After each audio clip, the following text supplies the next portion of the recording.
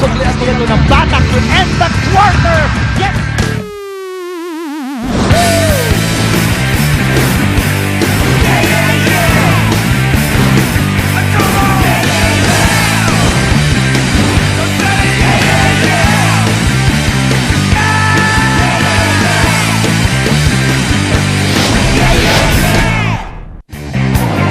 Magandang hapon po sa inyong lahat. Nandito pong muli tayo sa Phil Flying V Center sa napakagandang lungsod ng San Juan para sa isa na namang paghahandog ng NCAA Season 92. 10 kulay, isang laban. It's a great day for basketball today.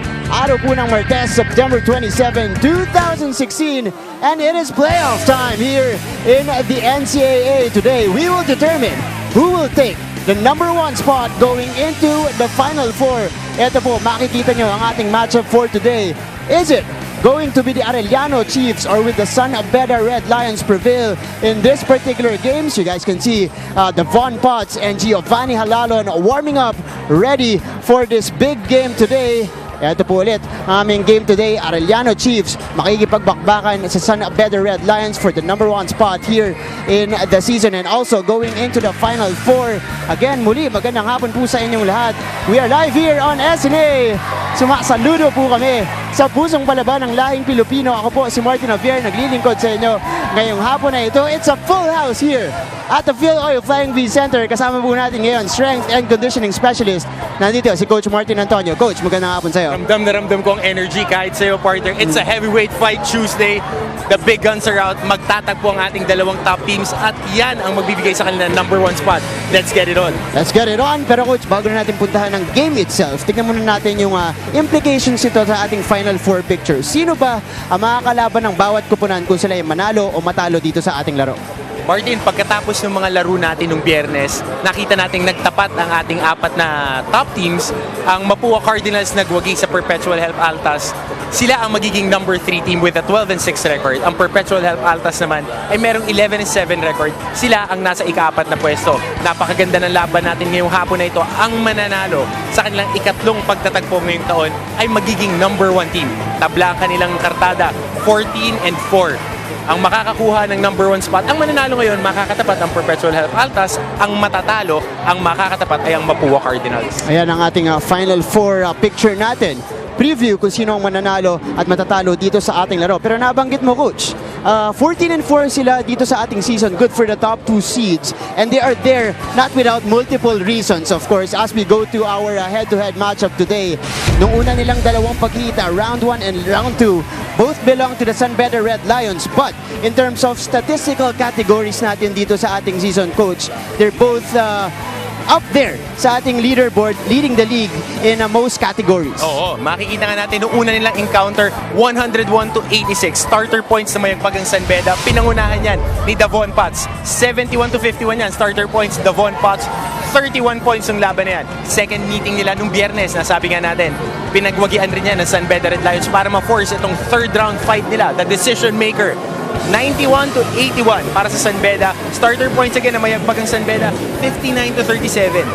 Makikita natin JV Mocon stood up on that game. Talagang monster numbers for JV Mocon. Ito yung ating head-to-head matchup for today. Makikita natin, Coach, almost in all categories, parehong kupunang to, they're in the top 5 in the league. Almost definitely. Tail of the tape for 2 heavyweight fighters. Dalawang top teams, makita natin number 1 and number 2 sa scoring. And interestingly, sila rin ang dalawang worst teams on defense. So it would be a slam-bang offensive affair ngayong hapon na ito. Nakikita natin, napakarami nating fans, mag-e-enjoy sila sa pace ng ilalaro natin. Field goal percentage, aantabayanan natin yan. Napakataas ng San Beda Red Lions. Number 1 sila sa liga with a little bit under 44%. Rebounds, number 5 ang San Beda at number 2 ang Arellano Chiefs. Kaya naman sila nakakatakbo sa kanilang high-fueled offense led by their leader, Giovanni Halalon. Of course, nabanggit mo na si Giovanni Halalon dito sa ating pregame coverage. Puntahan natin ang kupunan ni Coach Jerry Codinera. Now for the Arellano Chiefs, 4 lamang ang talo nila dito sa ating season. 2 doon galing sa San Beda. So obviously, hindi sila lamado sa matchup na to so far based on the results that we've had this season. But in their last game, Giovanni Halalon might have been sort of stopped offensively, pero nag-contribute naman siya sa ibang categories to lead his team. As a stat sheet stuffer that we know him, the bus driver, Gio Halalon has been the steerer for the drink. That is the Arellano Chiefs. Minamaneho niya ang bus na yan. 14 na puntos, 8 assists, 8 rebounds at 1 steal. Napakagandang mga numero niyan. Kahit mababa ang kanyang field goal shooting nung laban nila nung Biyernes, meron pa rin siyang 8-to-1 assist to turnover ratio. Napakataas yan for the best pure point guard, bar none ngayon sa collegiate basketball. And bar none also, he's one of the leaders, if not the front runner sa ating MVP race. Mamaya pag-uusapan natin yan, nakikita niyo yung mga numero nito ni Giovanni Halalon. So we will see if he can lead his team to victory today and take that #1 spot here in the season. Pero coach, puntahan muna natin ang kanilang mga kalaban. For the San Beda Red Lions and Coach Jamaica Rin, they seemingly have the number of the Arellano Chiefs this season, beating them twice. Napakahirap niyan dahil napakalakas ng Arellano. At nung huli nilang laro, last day ng elimination round natin ngayon, yung kanilang pegged leader from the start of the season, eto na naman siya, going towards the playoff, lumalakas ulit ang laro niya. Talking about, of course, JV Mocon. JV Mocon has been consistently inconsistent this year, but during when the brightest lights rather are on and when the biggest games, he does count. Napakaganda ng inilaro niya last game. 19 points, 15 rebounds, 2 steals, 2 blocks in at a little bit under 32 minutes of action. JV Mocon is really the barometer for the San Beda Red Lions, especially Donald Tangwa has been out with that ACL injury. Ben Adamos has been stepping up at sila AC Soberano ay nandiyan. But again, it's JV Mocon and how he matchups with the rookie Lervin Flores on the middle. So this kind of production from JV Mocon will be needed from him by the Red Lions, especially in this particular game. Pero bago po tayo magpatuloy, kilalanin muna natin ang ating katlong member ng broadcast team. Nandiyan si Sarah Carlo. Sarah, magandang hapon sa'yo. Magandang hapon sa iyo, Martin. Grabe talaga yung school spirit dito over at the San Beda Red Lions side. Lahat talaga sumusuporta kahit ang mga bata. Oh, what are you saying? Okay, napahiya siya. But anyways, guys, I'm sure marami ang nanonood ngayon. Guys, lalo na yung mga team bahay at yung mga sumusubaybay online. At since online na kayo, pwede nyo sagutin ang aming question of the day. Sino sa tingin nyo ang magiging MVP? Huwag nyo kalimutan gamitin ang aming hashtag NCAA Season 92. At kung may tanong kayo sa amin nila Martin at Coach Hammer, pwede nyo kami itag sa aming mga social media handles na makita nyo sa inyong mga TV screens. Kayo ba, Martin at Coach Hammer, sino sa tingin nyo ang magiging MVP ngayong season? Okay, di ko masabi. Pero ikaw, Coach Hammer, sino ba yung nakikita mong pwede maging MVP? Kitang-kita naman natin sino ang MVP ngayon eh. It's the fans, it's the schools that are participating. Kita mo, napakaganda ng laro natin. Na-extend pa ang ating season ng isang araw. At punong-puno ang San Juan Arena ngayon. Without the fans. Thank you all to the fans. Ayan, siyempre maraming salamat, Sarah. At pwede nyo po sagutin yan at may pagkulitan sa amin sa social media. Pero sa ating pagbabalik, bakbakan na po ng Arellano Chiefs at San Beda Red Lions. So po kayong aalis, magbabalik po ang SNA for the live coverage of the NCAA Season 92. 10 kulay, isang laban. On SNA from the Bailoy Loybe Center here in San Juan for the senior playoff match to determine the #1 spot here in your Season 92 NCAA. Let us meet first the hosts, San Beda Red Lions. Off guard number 8, Robert Bowling. Point guard number 11, Dan Sana. Center number 18, Ben Andamos. Power forward number 9, JV Mocon. And at forward number 16, Davon Potts. Head coach of the Red Lions, Jamaica Rin. And now starting for the Arellano Chiefs. Forward number 5, Brian Mecca. Power forward number 14, Michael Candiete. Center number 10, Deonce Holtz. Off guard number 11, Donald Gumaru. And at point guard number 6, Giovanni Halalon. head coach of the Chiefs, Jerry Cordillera. The officials for Babalik tayo dito sa Phil Oil Flying V Center for our playoff matchup for the number 1 spot here in season 92. And for the 3rd straight year, we are having a playoff to determine the number 1 spot. At ang ating starters for today's game for San Beda, Dan Sara, Devon Potts, Benedict Adamos, Robert Bolick, JV Mocon. Para naman dito sa Arellano Chiefs, Michael Cañete, Giovanni Halalon, Deontay Holtz rather, Brian Mecca nandyan din para sa kanila. So today, we will determine the number 1 team going into the Final Four. Ito, Martin, he would start this game with a prayer. Mr. Larry Potts, may your soul rest with the Lord. Thank you. In the name of the Father, and of the Son, and of the Holy Spirit.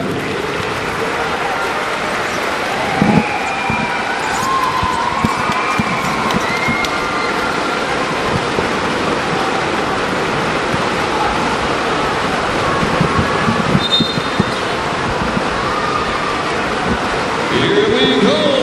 Here we go. First quarter almost underway. Interesting matchup para dito, or interesting lineup rather, para dito sa Arellano Chiefs. You're starting with Michael Cañete and Brian Mecca for today's game. Martin, that was pala a moment of silence for the grandfather of the Devon Potts who passed away. Our deepest condolences. And I know that Devon would want to play his best today just to honor his grandfather. But our game is underway. Dan Sara with the basketball. Pulls up. Dan Sara for the first 2 points of this game. No, Dan Sara has been here for the past 3 years. The San Beda Red Lions has been in the playoffs for that number 1 spot. 2 years ago, kalaban rin nila itong Arellano Chiefs. Last year, ang Letran Knights. Ngayon, Arellano na naman ang Grumenex back. So, titignan natin kung may pagpapatuloy ng San Beda ang kanilang streak in the number 1 spot. I think they're gunning for their 11th year with the number 1 spot going into the Final Four. Miyembro pa ako nung team na yan. 06. Season 82. Season 82 when he first finished number 1 in a long time. Here we go. Gumaru underneath scores for Arellano. Donald Gumaru has been really stepping up his game this year. Tulad niyan, nabibigyan siya ng mga free attacks of that backdoor dyan sa baseline. And Gio Halalon has been finding it. Adamos naman, he has that shot, but he didn't make it that time. Arellano with the rebound. Halalon with the ball. Cañete for the layup. And it's good for the Arellano Chiefs. Beautifully executed early offense. Mike Cañete running down, giving a blurred screen. Gio Halalon rewarding him with a pocket pass and an easy basket right there. Here's JV Mocon finding Adamos inside against taller Deontay Holtz. Oh, he loses the ball. Na-suffocate doon si Ben Adamos. Great defense by Deontay Holtz. Nasabi mo nga, mas matangkad at mas mabigat itong si Deontay Holtz sa kanya. That's why his move was shut down right away. But Benedict Adamos will be tasked to defend the centers of the Arellano Chiefs. But so far, no problem for them dahil yung kanilang second round matchup, they won that game very convincingly in double digits, 91-81. Here's Dan Sara, transition three is good! I told you, Dan Sara has been here and he is ready to play. He has been injured for this year. Good chunk of the first round he was missed and now he's making up time for that. Sa kabila, Halalon, Lindes. Sara ulit, nagdadala ng bola para dito sa San Beda. Kick out to JV Mocon. You can just feel the electricity inside the Phil Oil Flying V Center. Gets a screen from Adamos. Sara all the way. Sara for the layup. Great screen there by Ben Adamos. On that head play, it's a 1-4 play. Aangat si Ben Adamos, tumangat si Ben Adamos rather, giving a high ball screen and getting a basket for a 7-point. That's Sara. Gumaru for three. That's no good. Offensive rebound for Deontay Holtz. He takes the shot. Too strong. Gumaru gets in underneath. Michael Cañete. with a score underneath for the Arellano Chiefs. Oh, that's his 4th point of the ball game. Mike Cañete, the surprise starter for Coach Jerry Codinera, and he's delivering the goods in this first quarter. So a fast-paced game so far here. Yes. And it's the only thing that you would expect from both these teams. San Beda has been leading the league in pace, and number 2 dyan ang Arellano Chiefs. Kaya balikan muna natin si Sarah Carlos. Sarah. Fun fact for all the NCAA fans out there, alam nyo ba na for 10 straight years, ang San Beda Red Lions ang nakakuha ng number 1 spot sa elimination round pa lang. Kaya hanggang ngayon pa lang, grabe na yung pressure na nararanasan ni Coach Jamaica dahil gusto niya pa rin maging di masira ang record ng San Beda Red Lions. Back to you, Martin and Coach Hammer. Maraming salamat, Sarah. Ayan nga. He, of course, Coach Jamaica hasn't won that to get broken here in this particular Under his game. watch. And you saw the coaching staff of Coach Jamaica Rin, team manager Jude Roque and assistant coach JP Season was there the whole time that this dynasty has been architectured. They are there. And talking about dynasties being built, the best point guard right now, Gio Halalon, with his familiar pull-up jumper on top of the key, really wants to start that dynasty with the Arellano Chiefs. 2 years ago, he was just a rising star for Arellano when they faced San Beda, but now he is the main guy for them. Yes. And he was part of the mythical team during that time, and we faced the San Beda Red Lions in the finals. In the finals. Yeah, that was the year that the San Beda won. Oh, what a nice pass inside! Cañete again scores underneath from a nice pass from Giovanni Halalon. Oh, the number 1 assist guy of the league, making the other guys look good. Mike Cañete with his 6th point. Of course, Giovanni Halalon leads the league in 3 categories at least. Scoring, steals, and just assists. like that one, and steals and almost highlight plays. What a nice spin and a fish for the foul. Para dito kay Giovanni Halalon, he will go to the free throw line for 2 free throws. And if you look at the anatomy of Gio Halalon, he is a very quick point guard with long wingspan. He could defend and pressure the passing lanes. He has great floor vision. Nakita natin kanina si Coach Jerry Codinera, pero babalik tayo. And tayo on the floor. Arellano with the lead right now, 10-7.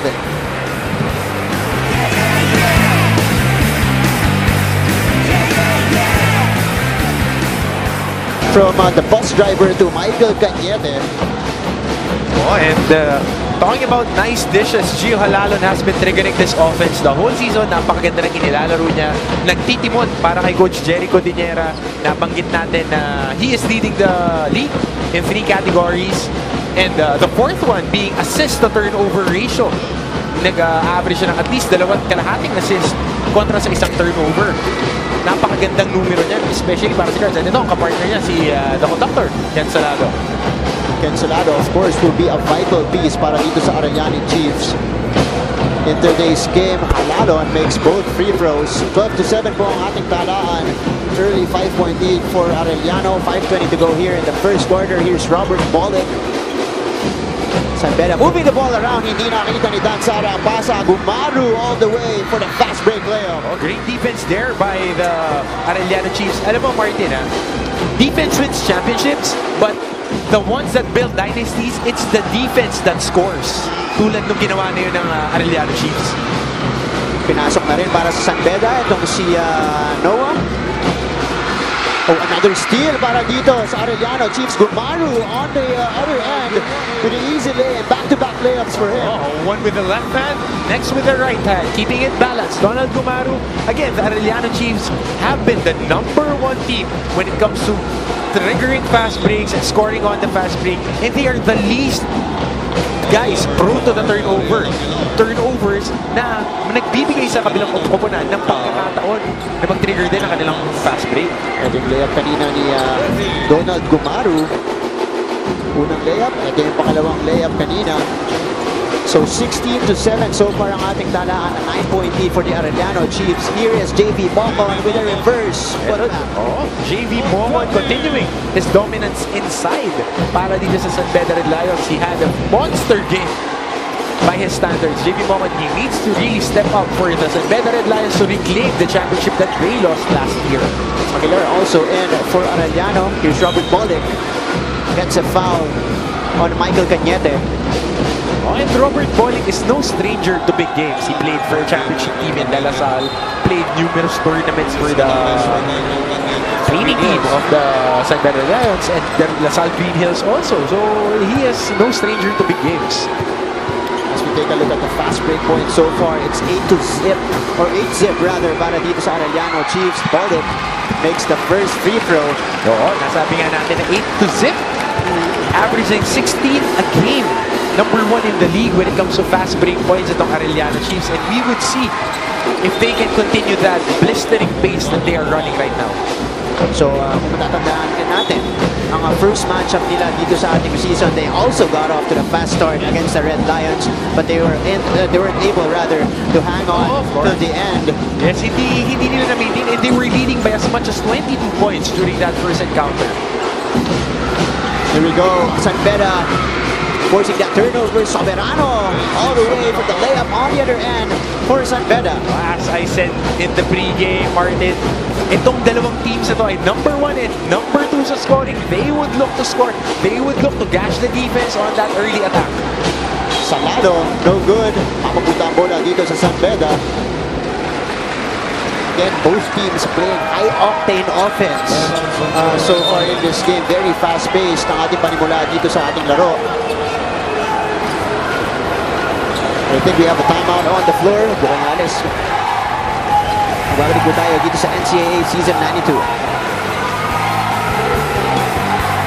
NCAA Season 92 as we take a look at the head-to-head matchup for today. Both big men para sa Arellano and San Beda.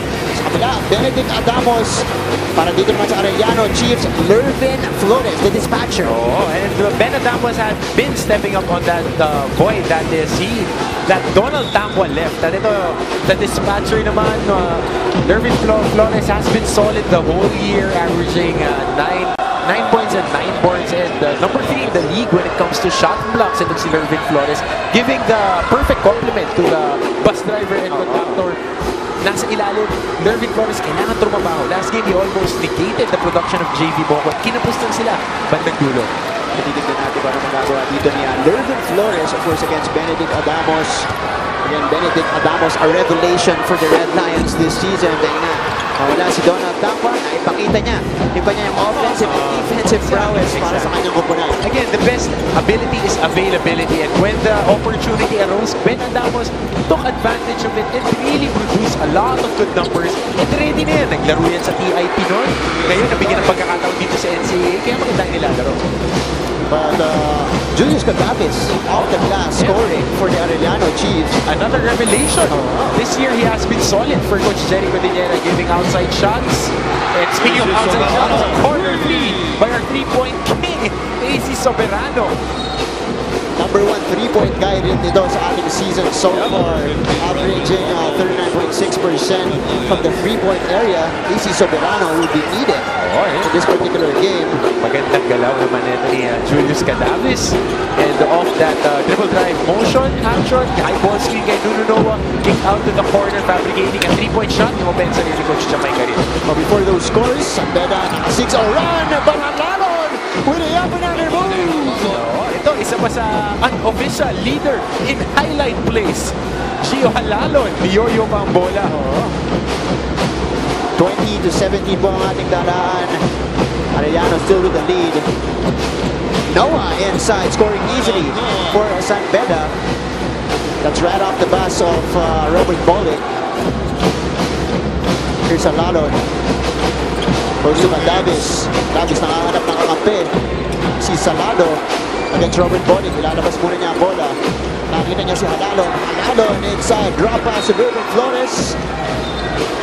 Kapit ng San Beda ang bola. Mananatili ang possession dito sa Arellano. Pero tignan natin yung atake ni Gio Halalon. Over the outstretched arms of Robert Bolick.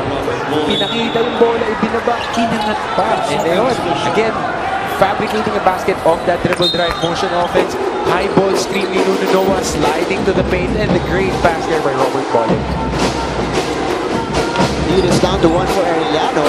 Not of now, Aguilar overshoots at 3, but Salado right there for the putback. Mukhang i-count yun dahil hindi tumama sa ring ang bola at matatawagan sila ng shot clock violation. Pero ayun yung ginagawa ni Ken Salado para sa koponan ito. Nabanggit na ng ating kasama si Mikey Reyes. Kung ikaw yung point guard o little guy dito sa basketball court, napakahirap skumol sa ilalim. Pero itong Salado, master na niya yung mga inside points na yun or inside shots na yun. Yes, and they are number 1 in inside scoring for a perimeter-oriented team. They are really doing a lot. Or rather, number 1 in bench scoring. Pinanisisimula niya ni Ken Salado. Despitero sa kabila, scoring. San Beda. Speaking of bench scoring, ito naman, si Presbiterio. So, Presbiterio, maganda ang inilalaro niya this year. Nabigyan ng mas malaking responsibilidad. Nagpo-point guard at nagtitimon din para sa San Beda Red Lions on occasion. Dolog now, San Beda has the lead already, 21-20. Bunsubre, pinasok na for Coach Jamaica rin. Donk over 3. No good. Nichols with a rebound. Here's Arellano. Salado, may tangan ng bola. And it's nice that our referees are really giving a little more leeway on this knockout game. So magandang physicality natin, hindi pumipita ng mga malalambot na fouls ang ating mga referees. They're letting the players play. So really, playoff.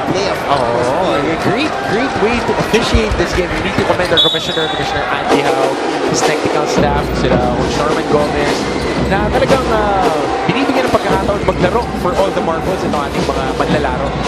But here comes Arellano, to swing the ball around. Salado. Nabitawan ng bola. Yung San Beda in transition. Soberano all the way for that easy layup. Great finish there by AC Soberano. Medyo nabitawan pa niya yung bola but using the shoulder to finish that play. And don't look now, San Beda is on a 16-4 run. Here's Enriquez scoring inside, breaking the spell for Arellano. Great move there. Back screen, sliding to the paint, and great find by Julius Cadaves. And that marks the end of our first quarter.